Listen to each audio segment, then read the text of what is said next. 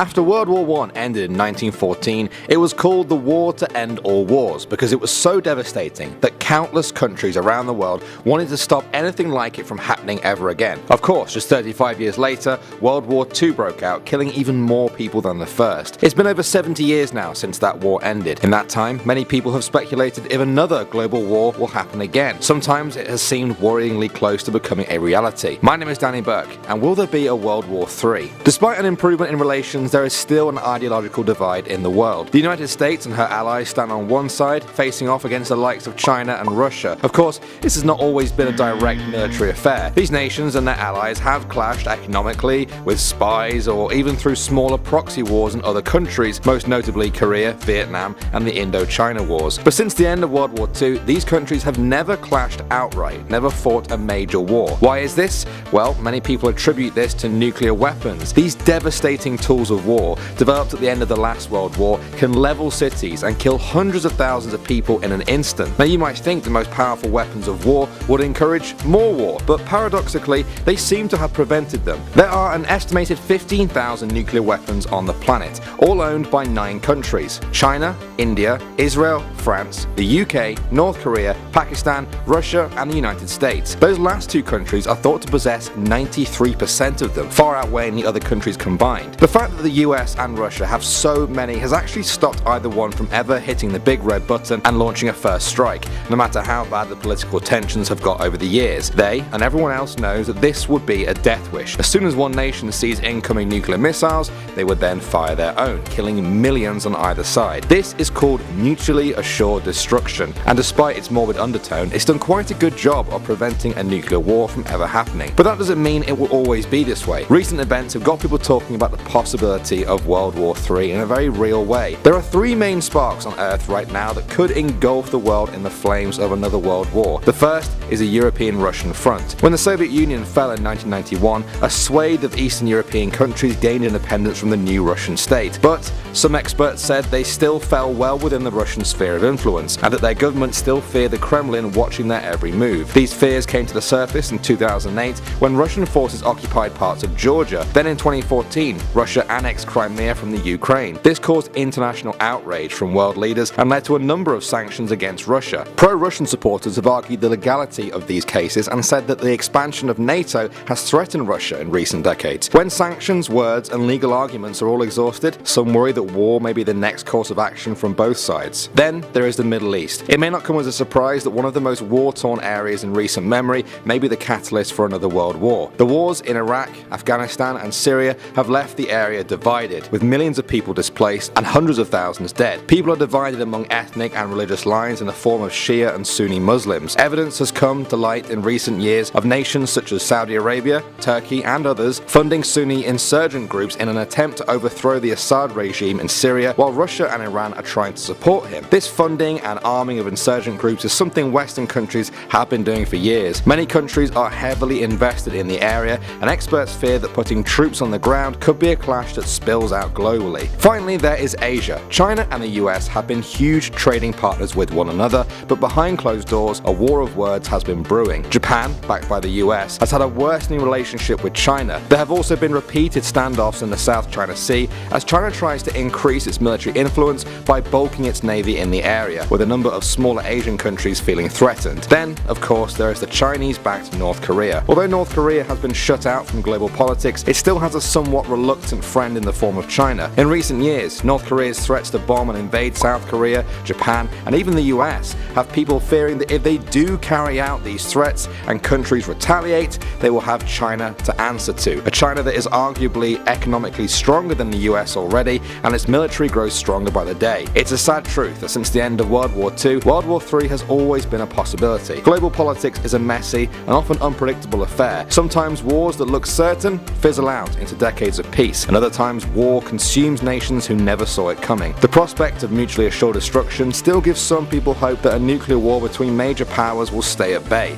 as it has done for over 70 years. Let us hope that this stays true and the world does not descend into madness for a third time, because, as Albert Einstein once famously said, "I do not know with what weapons World War III will be fought, but World War IV will be fought with sticks and stones." My name is Danny Burke, and you've been watching Life's Biggest Questions. A war fought with artificial intelligence, science fiction, or an impending reality. Technology is improving at an alarming rate, and as technology improves, it will be used in practice in ways that were not previously possible, most notably in warfare. Elon Musk, CEO of Tesla Motors and SpaceX, warned that an artificial intelligence race is more likely to cause World War III than a 20th century-style arms race, or even North Korea. Naturally, the United States has the upper hand when it comes to military force, but Russian President Vladimir Putin suggested recently that AI may be the way that Russia could rebalance the power shift created by the US outspending Russia on defense each year. Could other countries follow in Russia's footsteps? Today, Life's Biggest Questions asks, will World War III be fought with artificial intelligence? Hello and welcome back to LBQ. I'm Charlotte Dobre. Don't forget to like and subscribe and let us know in those comments below what topics you would like to see next. There are many reasons why world governments would want to employ the use of artificial intelligence in warfare. Employing the use of cyber weapons ensures avoiding the use of nuclear weapons. Yes, many countries have stockpiles of nuclear weapons, but using those nuclear weapons is dangerous and could set off a chain of events that may lead to the destruction of humanity. Another alternative? Get technology to fight your battles for you. Drones, self-driving vehicles, cybersecurity, robot soldiers. Using AI has many advantages. AIs don't have empathy like humans, so they don't hesitate. They make the decision to attack almost instantly, before a human even has a reason to. They can detect an enemy and fire so quickly they could replace the need for man-to-man combat. AI-controlled aircraft will completely change the game. An aircraft being able to function depends on the pilot surviving. If an aircraft doesn't need a pilot, that would take away the need for training. The aircraft would be lighter and therefore faster. An aircraft wouldn't need to provide things like oxygen to a pilot who needs it at high altitudes. AI could save world governments millions and prevent the loss of millions of active soldiers. At the same time, there are over 30 countries that are developing armed drones, which are getting more and more advanced with each successive generation. Up until now, these drones have been controlled by humans, but that could very well change in the near future. We already have self-driving cars and planes,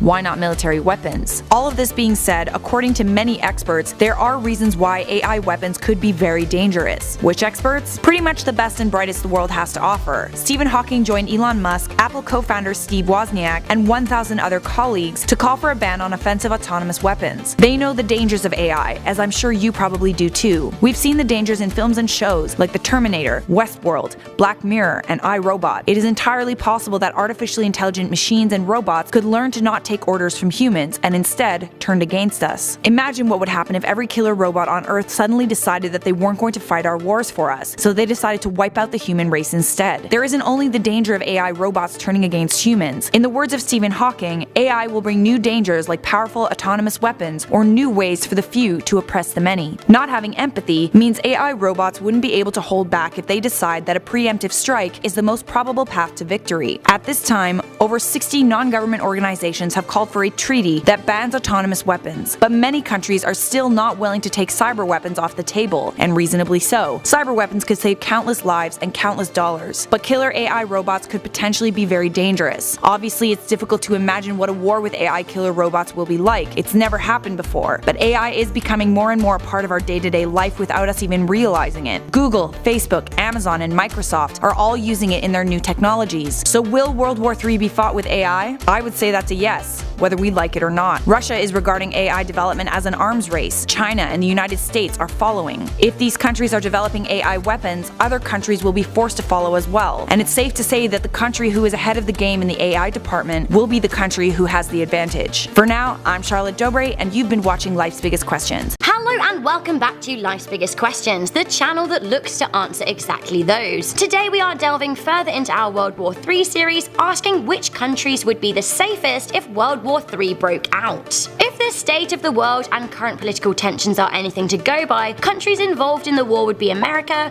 North Korea, China, Russia and Syria, along with assorted allies South Korea, Japan, Canada, Great Britain, the Ukraine, France, Iran, some parts of South America, other parts of Europe, and possible large chunks of the Middle East, as well as possibly India and Pakistan. I'd steer clear of those places, but if you happen to reside there, the safest areas will be out of the cities. If I still lived in the UK, for example, I would consider starting a new life in the Scottish Highlands, although that may still not protect you if a nuclear bomb was dropped on Glasgow. In previous wars, Sweden was a safe and beautiful place to be. They haven't been involved in any fighting in 200 years. However, in recent years, Russia has been threatening the idyllic Scandinavian country, with Swedish officials suggesting Russian espionage was at an all-time high. This has led Sweden to seriously think about joining NATO. Swedish neighbours Norway are currently in NATO, so they could be dragged into the conflict. Although in terms of the terrain, the Norwegian mountains would be a good place to avoid war, but maybe not to avoid the harsh ravages of the elements. If Norway and Sweden were to take part in a war, their neighbour Denmark may too be obliged to join, ruling out Scandinavia as a safe haven. Perth of Western Australia is also one of the most remote cities in the world, meaning in theory it would be pretty far away from the action and unaffected from nuclear fallout. Australia itself is a non-nuclear nation, so wouldn't necessarily be a target. However, the country have made it clear they're in support of Western interest. While you would be reasonably safe in Perth, there is a chance the city could become a target in retaliation attacks. While Australia and Scandinavia wouldn't be first hit priority, they do still have some political risks. So let's have a look at currently politically neutral countries and whether they're a safe place to be. Switzerland, home of Lindt chocolate and sweeping landscapes. The country is not only a tax haven, but a haven for the apolitical. In previous wars, Switzerland has thrived despite sharing borders with Germany and France. The Alps provide protection enough from land attacks. However, if a nuke was to be dropped on either neighbour, there is a good chance nuclear fallout would be spread, even over the mountains. Ireland is another politically neutral nation, although very close to non-neutral Northern Ireland and the rest of the United Kingdom, making it vulnerable to nuclear fallout. The safest places in Ireland, if any, is beyond Killarney in the west. Next we have Iceland. Neutral Iceland would be a good bet during World War III. It's out of the way enough not to have to worry about nuclear fallout, and as they're a non-nuclear apolitical nation, it wouldn't be a target. The terrain is very beautiful, and you can enjoy geothermic hot springs with your safety. Islands like Fiji and Tuvalu are excellent choices for safety, far away from any fighting, and reasonably self-sufficient in terms of produce. The country of Bhutan would also be reasonably safe. Despite being in Asia, the Himalayas offer good shelter. The southern tip of South America would also be a great place to survive World War III. Southern parts of Argentina and Chile, like Patagonia, would be out of the way of the nuclearly polluted northern hemisphere. My choice would be New Zealand. Regularly appearing on the Global Peace Index, New Zealand is a prosperous country with a good degree of self-sufficiency and a strong civilization. Clean air, fertile soil, mild livable seasons, and government stability, as well as the fact that it is really far from anywhere.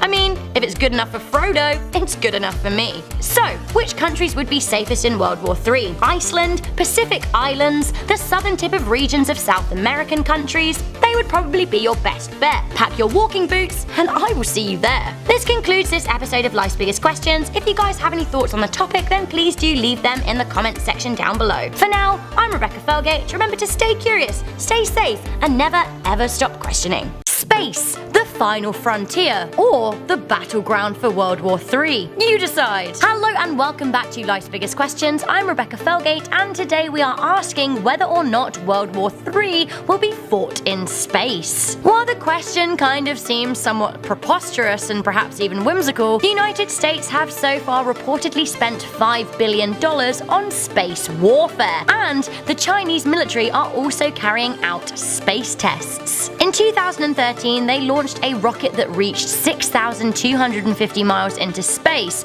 nowhere near as far as the moon, but still. China also have plans to build a bigger space station by the year 2022. They already have 2 small ones. Also, Russia is planning to launch their own station by 2024, breaking away from the International Space Station it shares with the USA, Europe, Canada, and Japan in favor of joining the new Chinese venture and starting one of their own. Perhaps these superpowers are gearing up for a space war. Space has actually already been used as a pawn in the chess game of war. During the Cold War, there was the infamous space race between the United States and the USSR that resulted in America being the first country to put a man on the moon. Of course, the Soviet Union followed that up by probing Venus in the 70s and 80s. So say the forthcoming space stations are eventually used as a part of a war game plan. How exactly will that work? Well, according to news articles on CNN and Newsweek, US astronomers are exploring the mounting of a laser on a new telescope for the International Space Station. Yes, you did hear me correctly, a laser.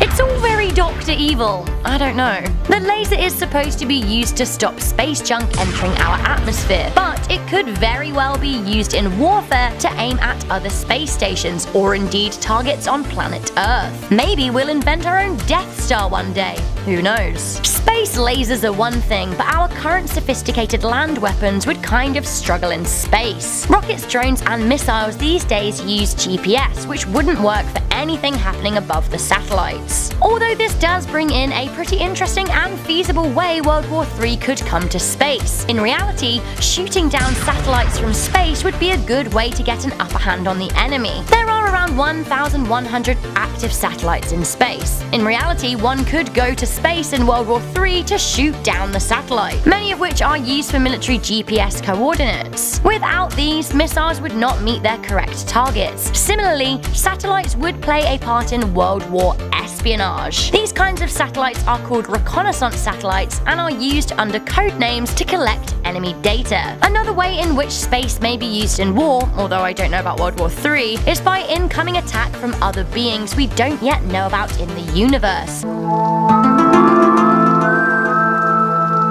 Although, if it ever happens, it wouldn't be considered a world war, more of an intergalactic war. With all of the damage and loss of life that could be caused by World War III if it were to be fought on land, perhaps it would be better to go blast one another in space. Although, I still don't think that sounds too productive. Maybe it will grab the attention of possible other life forms far away though. Who knows? Ultimately, if World War III were to happen anytime soon, no, it wouldn't be fought in space. However, many tactical maneuvers will involve space and may include missiles that briefly exit the Earth's atmosphere. But again, the main targets are likely to be on land. If World War III happens in, say, 20 years' time, I'm being serious, maybe space lasers will be a problem. It all just depends at what time war breaks out and how far countries like China have got with their space programs. I, for one, really hope that it never happens and that everyone can keep their cool. Space should be a place for exploring and learning, not for war and destruction. Thank you very much for tuning in to today's episode of Life's Biggest Questions. Do you guys think that we will see a space war anytime soon? Let me know in the comments section down below. For now, I'm Rebecca Felgate. Remember to stay curious, stay alert, and never ever stop questioning. As worldwide tensions, especially between the United States and North Korea, hot up, the topic of World War III has come up a lot recently, not least here on this channel. Given the death toll of previous wars, we already know that it is likely to be the most devastating event in human history if it ever happens. But would it be the last event in human history? Hello and welcome back to Life's Biggest Questions. I'm Rebecca Felgate, and today we're continuing our World War series as we ask, would World War III mean the end of the world? The impact of a third world war depends on where and how it is fought. World War I was fought in a small section of Europe. World War II was fought in a wider parts of Europe and Asia, with one attack on American soil. World War I was primarily fought on land with soldiers, guns and tanks, and World War II took place on land, in waters and in the skies, with aerial attacks becoming prominent and damaging. As of yet, we can only assume World War III would involve all of the above and more, with a further use of chemical and nuclear weapons.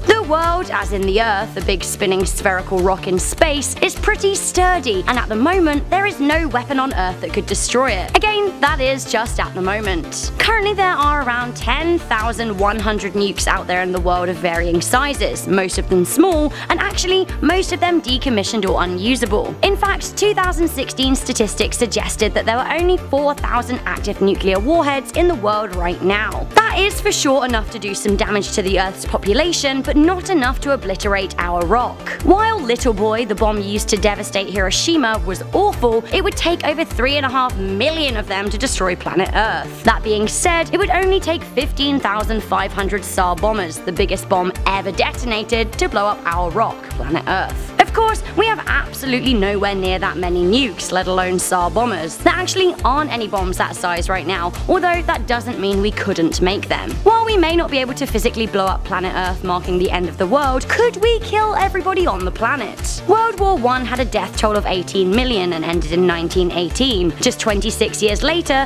World War II ended in 1945 with a death toll of up to 80 million. Now, over 70 years of peacetime later, we have more advanced weapons that are capable capable of killing a lot more people. Many predict that if World War III was ever sparked, the death toll could be in the billions, although if every weapon on Earth was detonated at the same time, perhaps we could plan for a mutually assured worldwide destruction. In the most likely scenario, a handful of nuclear bombs would be dropped before world leaders decided that they were too devastating and called a truce. After all, Japan surrendered immediately after Hiroshima and Nagasaki were attacked, as they could not handle another rain of fire. Of course, a handful of nukes cannot and should not be shrugged off. While a Tsar bomber-sized bomb is not currently in existence, if ever replicated, it could kill 5.8 million people immediately, with millions more dying from nuclear fallout. Even if millions rather than billions die in initial nuclear attacks, fallout can poison water supplies, killing cattle and crop, meaning many people could simply starve to death. Also, huge amounts of carbon released into the air during nuclear attacks could cause a dip in worldwide temperatures, which could kill off huge swathes of wildlife and humans alike. Of course, another issue that could create huge death tolls in the aftermath of wars is illness. Following World War II, many people died from illnesses sparked by poor living conditions. With so many cities possibly destroyed and people being made homeless from the aftermath of World War III, I can only imagine disease would be rife. We could only hope that the squalor didn't lead to global pandemic, which it very well could. Over the long term, war would have a devastating effect on economics. Not only is war expensive to wage, it is also expensive to recover from. Businesses and homes will be destroyed, likely leaving millions out of work, forcing the middle classes below the poverty line and the already poor into possible social holocaust. As it is right now, World War III could not destroy Earth, but it could kill many of its inhabitants, both human and animal, with the potential for far more civilian deaths than ever before. Adding salt to the wound, it could destroy our global infrastructure. Of course, many of our assumptions in this video have been based on the prospect of World War III taking place within the foreseeable future. If an eruption of World War III happened far off into the future, who knows what kind of weapons we will have? Heck, there has even been talk of wars being fought in space, to which end we had better hope that nobody creates a Death Star-like weapon. Like Alderaan, it could be curtains for Earth. So that is one big question answered for you, for now at least. What kind of damage do you think World War III could have, and what would be our best chance of stopping it? Let me know in the comments section down below. Thank you guys for tuning in to Life's Biggest Questions. If you find our content interesting, please do make sure that you are a subscriber and that you're constantly giving our videos some thumbs ups. I'm Rebecca Felgate, I'll see you in the next video. For now, do stay curious, stay alert, and never ever stop questioning.